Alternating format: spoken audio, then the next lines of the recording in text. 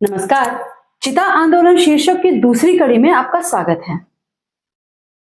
पिछले भाग में हमने ये जाना कि कैसे बुंदेलखंड की जल समस्या को दूर करने के लिए सरकार द्वारा केन बेतवा लिंक परियोजना प्रस्तावित की गई, लेकिन इस परियोजना ने हजारों लोगों के जीवन में अनिश्चितता भी पैदा कर दी।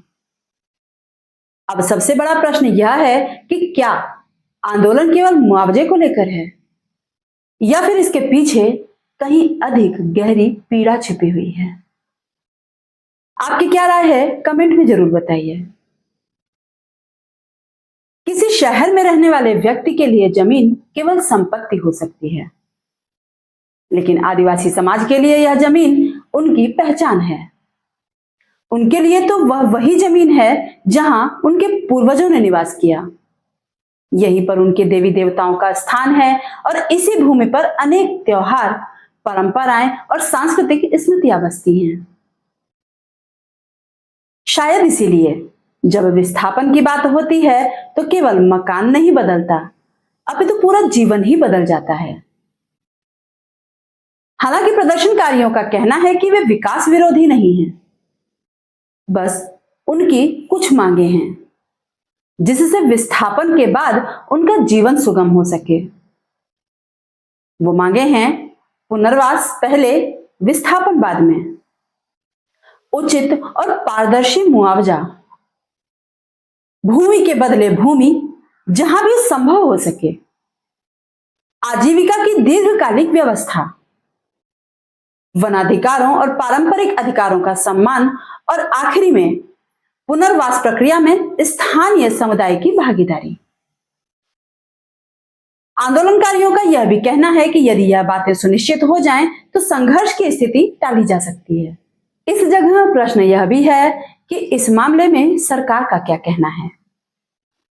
हालांकि सरकार का पक्ष भी उतना ही महत्वपूर्ण है, क्योंकि इनका कहना है कि केन बेतवा परियोजना से बुंदेलखंड के बड़े हिस्से को सिंचाई की सुविधा मिलेगी, पेयजल संकट में कमी आएगी, साथ ही कृषि उत्पादन बढ़ेगा।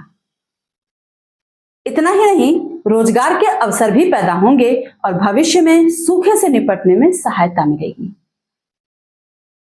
सरकार तो यह भी कहती है कि प्रभावित परिवारों के पुनर्वास और मुआवजे की प्रभावकारी नीतियां बनाई गई हैं और उनका पालन भी किया जा रहा है।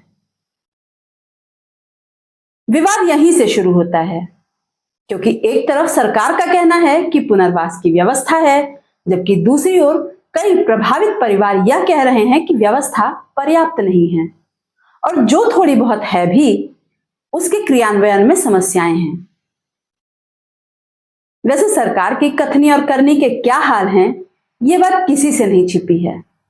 खैर, अगर कानून की माने तो भारत में किसी भी बड़े विकास कार्य के लिए केवल भूमि अधिग्रहण ही पर्याप्त नहीं होता है।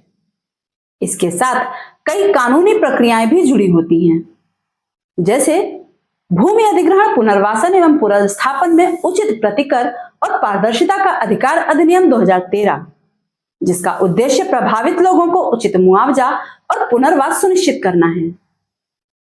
इसके अलावा वनाधिकार अधिनियम 2006 का उद्देश्य अनुसूचित जनजातियों और अन्य परंपरागत वनवासियों के वैध अधिकारों को मान्यता देना है। आने वाले समय में यह मुद्दा और भी जटिल होने वाला है, क्योंकि अब यह संघर्ष केवल इंसानों का नहीं रह गया, जंगलों का भी है, वहां रहने वाले जानवरों का भी है और नदियों के साथ साथ पूरे पारिस्थितिक तंत्र का भी है। क्या केन बेतवा परियोजना से पन्ना टाइगर रिजर्व प्रभावित होगा? क्या नदी का प्राकृतिक प्रवाह बदल जाएगा? और क्या विकास और पर्यावरण साथ साथ चल सकते हैं? ऐसे ही प्रश्नों के उत्तर के साथ हम मिलेंगे वीडियो की अगली कड़ी में। तो हमारे साथ जुड़े रहें और चैनल को सब्सक्राइब जरूर करें। मिलते हैं वीडियो की अगली कड़ी के साथ। तब तक के लिए नमस्कार। आने वाले समय में यह मुद्दा और भी जटिल होने वाला है, क्योंकि अब यह संघर्ष केवल इंसानों का नहीं रह गया, जंगलों का भी है, वहां रहने वाले जानवरों का भी है और नदियों के साथ साथ पूरे पारिस्थितिक तंत्र का भी है। क्या केन बेतवा परियोजना से पन्ना टाइगर रिजर्व प्रभावित होगा? क्या नदी का प्राकृतिक प्रवाह बदल जाएगा?